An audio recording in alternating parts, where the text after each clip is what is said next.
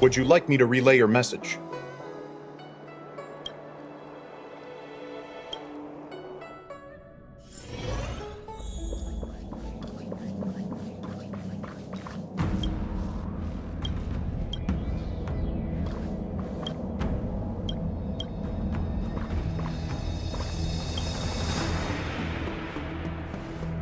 Seriously?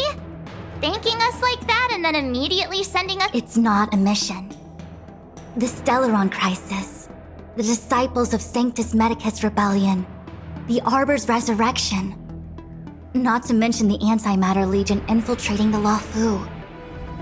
All of these incidents need reporting at the highest level for investigation. It's just that, having been in the middle of everything, I'm struggling to keep an accurate perspective. I would appreciate if you could go through it all with me, so that I can reacquaint myself with the finer details. So, where should we begin?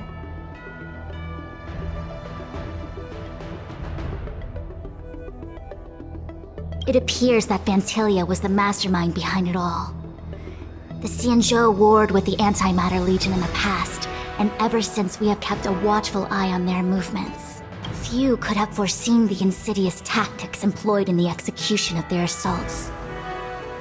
The Lord Ravager slithered in unnoticed, clandestinely plotting and machinating, and surreptitiously bestowed a Stellaron upon the disciples of Sanctus Medicus.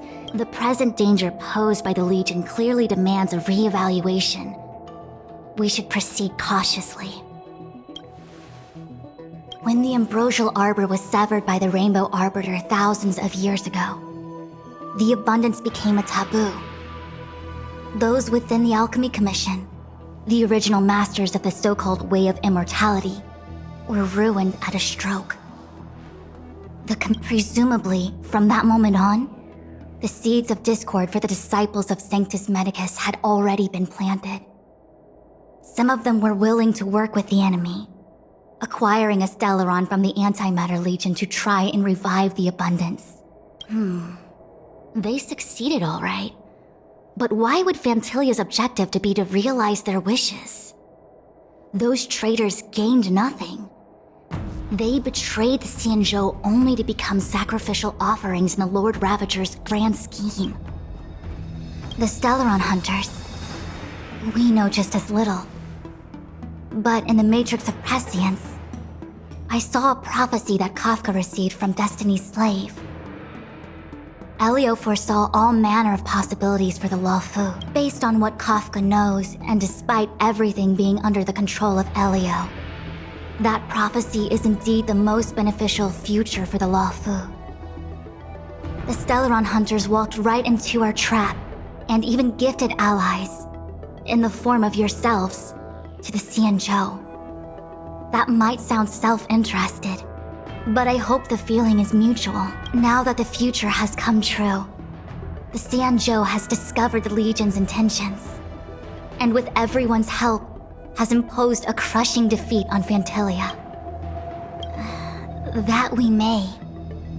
But as logical as things might seem, there are still many details about which we're uncertain. For example, how was the Stellaron brought onto the Xianzhou? And who sent it onto Scale Gorge Waterscape? How many disciples of Sanctus Medicus still remain at large? All of this is a mystery. Thus far, we've done our best. I'm submitting my report to the Alliance, and I've already got a plan in mind. All of you will feature in the report. But for the sake of Jingyuan, anything related to Xianzhou internal affairs will have names redacted. I was about to make the same request, Master Diviner. Since the Arbor's resurrection, I'm sure the Alliance will be poring over every detail of the report. I fear that if the Astral Express gets dragged into matters, leaving will not be an easy task. Jingyuan has committed quite a few violations this time around, and I'll have to deal with them one by one. Cloud Knight generals are all such a hassle. Before you leave, please make time to recuperate. If there's anywhere you'd like to visit, feel free to take a look. I must attend to some Cloud Knight matters. Farewell for now.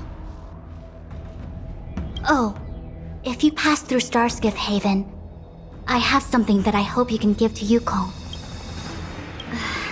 It was all so chaotic. When Fantilia took form, it was as if Ting Yun vanished into thin air. The Cloud Knights were only able to find her fan. She took it with her everywhere. It's currently unclear if Ting Yun was a puppet manipulated by Fantilia, or if some form of deception was used to cloud her vision. I'm already prepared for the worst. Considering how the Legion operates, I fear the fate of the Skyfaring Commission Ambassador may be a bleak one. As for how matters are handled with regards to Ting Yun, I believe it's best left to her Foxian kin. I have informed the Skyfaring Commission of the events which took place, and I think it would be best if you were the one to deliver this item to Yukong. I understand. Leave it with us. Thank you, Mr. Yang. Now, let me take a look at my remaining duties for the day. It's quite the list. It's getting late. If you need me, I'll be in the Divination Commission Conclave Hall.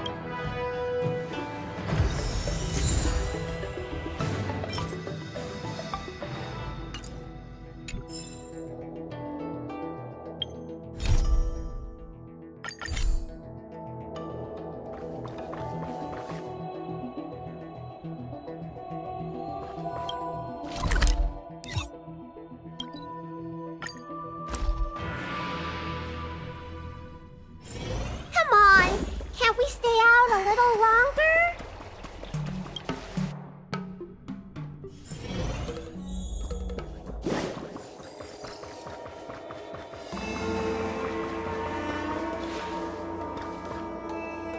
I see. Please extend my regards to the tent. I will. Our condolences, Helm. You have guests. I shall take my leave.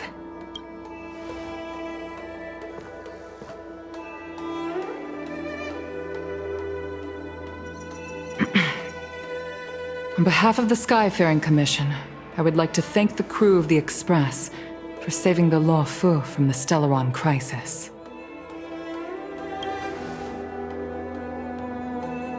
Madame Yukong must have heard about Miss Ting Yun.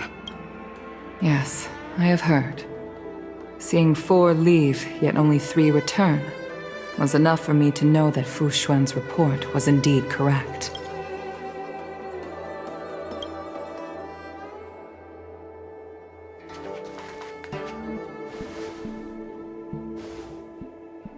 Ting Yun. I still can't believe it. The whole report reads like a bad joke. It's simply unimaginable. The Antimatter Legion on the Xianzhou, and Ting Yun, a Lord Ravager? How could someone who spent over 30 years working alongside me at the Skyfaring Commission turn out to be nothing more than a monster in disguise? What happened to the Madame Yukong. I'm sorry. I understand. It's just hard for me to accept.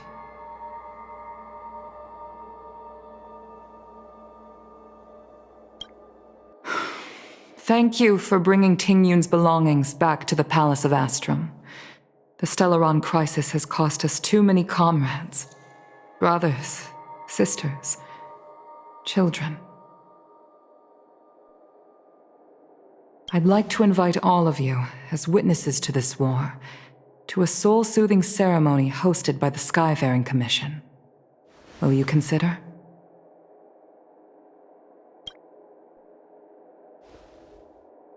A soul-soothing ceremony? To put it into short life terms, a funeral. You see, for long-life species of the Xianzhou, death has always been a distant. Ordinarily, the Ten Lords Commission guides people to the Hall of Karma before any symptoms of Mara are detected. There, they leave behind their lives and wait for their time to come. People are used to a short farewell, as opposed to a tedious burial process. Given our limited lifespans, the only ones who place value on ceremony, countless Cloud Knights lost their lives or became Mara-struck during the crisis. The Hall of Karma couldn't take them all in, and so they passed away. All of these sudden deaths and unfulfilled wishes remind us that long-life species still live out insignificant and limited lives. By combining Skyfaring Commission technology with Foxian ceremony, we honor those who have passed on. We place items of the dead onto star skiffs and send them out to sail between the stars, to shine brightly among them. It's not just to comfort the dead, those souls who can never talk with us again, but also to comfort their surviving relatives, close friends, and indeed all residents of the Xianzhou. It's also my way of saying farewell to Ting Yun. I know, I'm selfish. She may not have died a Cloud Knight, but she's still one of us here at the Skyfaring Commission. A victim caught up in a wider conflict. I'd like to hold this ceremony as a way of distancing the memory of Ting Yun from the Lord Ravager who tarnished her identity. I can still hardly believe it. I'll use my own methods to locate Ting Yun. This is the least I can do. I'd like to ask you all to witness this event with me. I've instructed Yen Ming to sort through Ting Yun's belongings. I hope you can pick some out to place around the star skiff. Leave this to us. We'll take care of it as per your wishes, Madam. Once again, my thanks to all of you. I've asked the judges of the Ten Lords Commission to ratify this soul-soothing ceremony, and have commissioned a special skiff at Stargazer Navalia for the ceremony. If you need anything, that's where I'll be.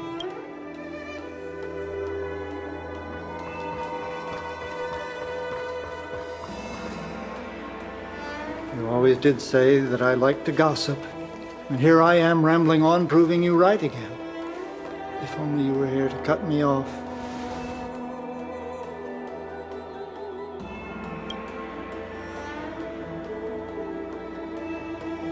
Oh, it's you. For a moment, I thought she'd return. Did the Helm Master say? We're here to help sort out Miss Ting Yun's things. Madame Yukong wants to use some of them for her soul-soothing ceremony. Well, I've managed to get through pretty much everything. It's all in this box. Please, take your time.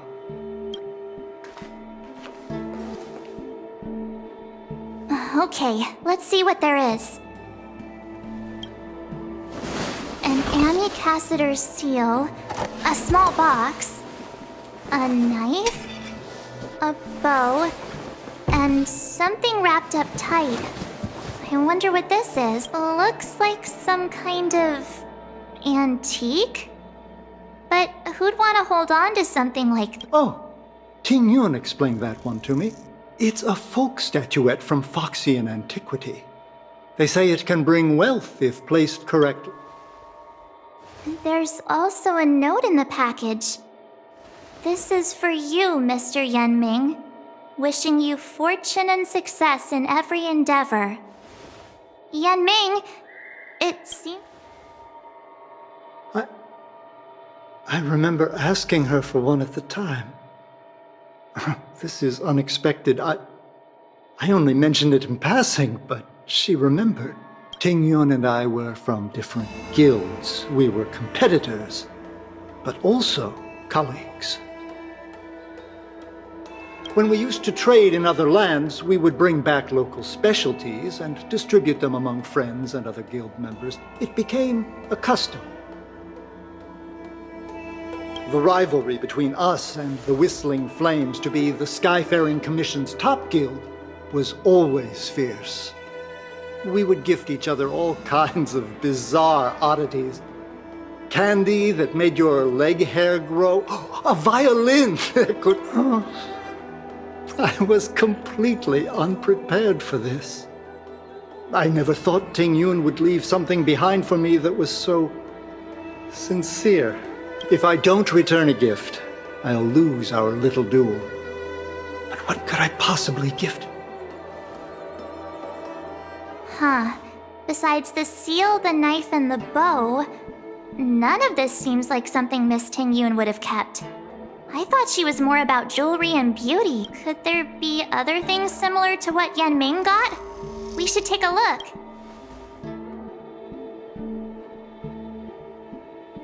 This bow. It's a good bow. It couldn't be meant for me.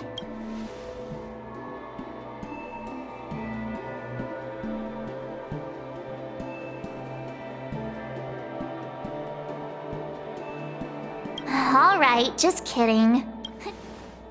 I can't cook to save my life, but one thing I'm sure of is that's a kitchen knife. I've never seen Miss Ting Yun use anything like that to defend herself. It must be another gift that she never had time to send. There's an ad in the knife case. Spices Supreme. A room alley? Which store is that again? There's nothing else, except a handful of seed. It looks like there's something printed on the bottom of the box. The Sleepless Earl. Let me think. Where have I seen that name before? Do you know where we're supposed to take these things?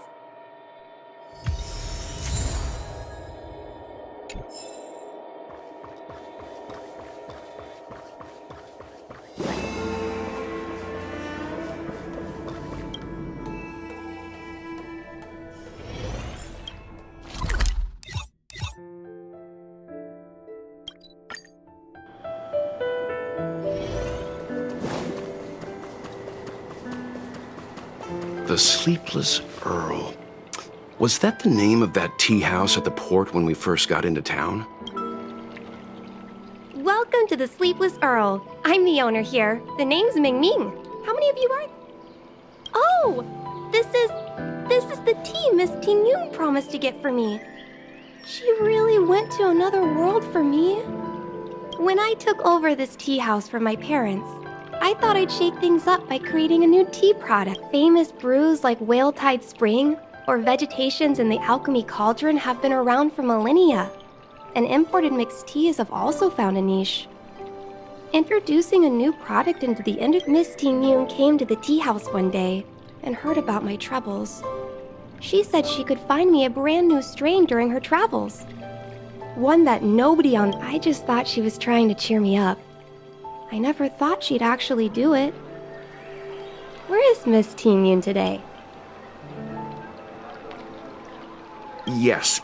Now that the crisis has been averted and the ports are resuming operations, Miss Ting Yun has been dispatched on business with the sky... Oh, really? Well, that's a shame. Well, hold on a sec.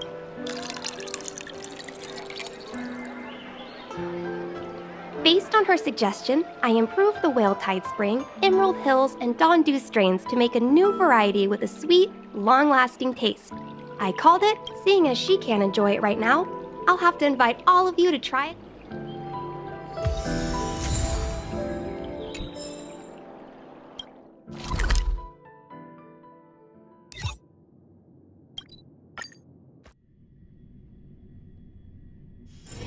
Come on! Can't we stay out a little longer?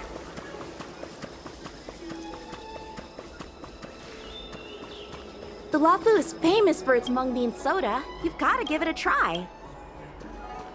Oh, how's it going? Did you take some time off? Isn't that the place on Aurum Alley over in Exalting Sanctum? It's the main commercial street in the Exalting Sanctum. Tourists fresh off the Starskiff always head to Starwatcher Avenue in Starskiff Haven. It's one of those bustling tours. Whenever I'm tired of Celestial Jade or...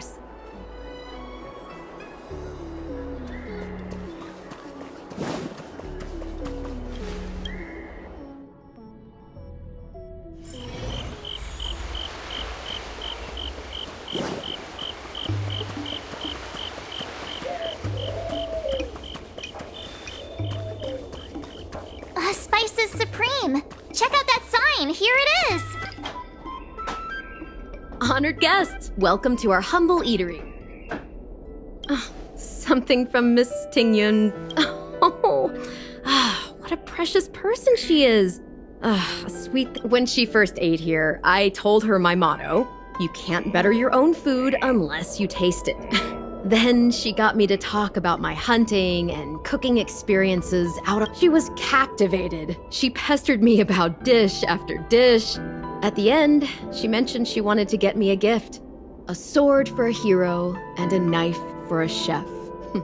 That's how she put it. She probably came across some rare mineral and forged it by hand. Look how sharp it is. I bet it'd cut straight through a Thalassa titanium terrapin shell. Miss Tingyun is too kind.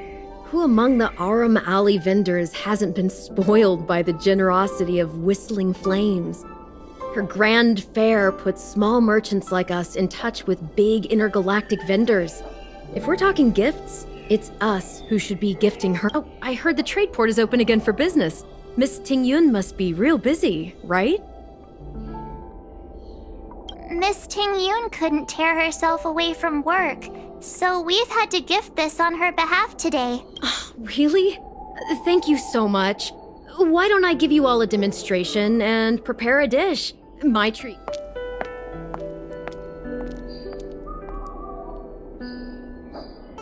Oh, speaking of which, it was our chili beef offal stew that first attracted Miss Tingyun to our restaurant. It's spicy, sumptuous, and guaranteed to get the mouth watering. Not even a girl as refined as Tingyun could resist the temptation. About that bow, I think I know who Miss Tingyun intended to gift it to. Mr. Yan Ming said an ambassador will return with a gift for a trusted colleague.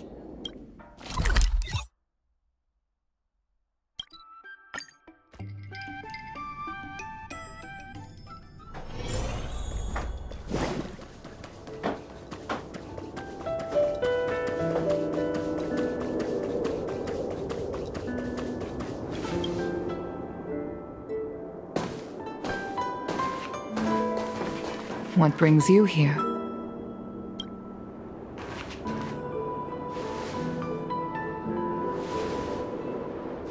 This bow. Did Tingyun pick it out for me? She understood my pain. 30 years ago, I fought in a terrible war. My comrade and I set sail together, but only I returned. The scars of that war never truly healed. Still, the Law Fu traced out its arc of recovery and continued to trade. I felt tired of voyaging, like I'd lost the courage to pull on a bowstring ever again. I hid away in the Skyfaring Commission and buried myself in work, never wanting to see the sky again. Despite rising to Helm Master, my military career hadn't prepared me for the type of meticulous planning work now confronting me.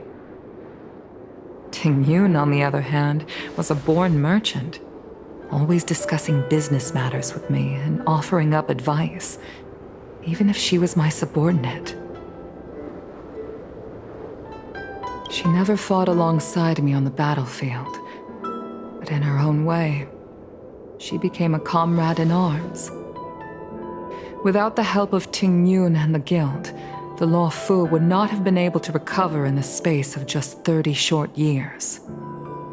I used to think that the Xianzhou had changed with the times.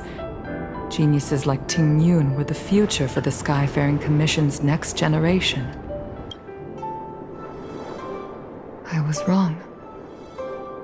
Only when the last minions of the Antimatter Legion are wiped out will I become useless to the Xianzhou. The Xianzhou needs people like me. Those willing to cruise the sky and fight the flames. The star skiff is ready for the ceremony now. Everyone, please place your objects aboard the star skiff. Wait! Wait for me! Miss Tingyun prepared a gift for me. As a fellow ambassador, I cannot fail to honor our custom.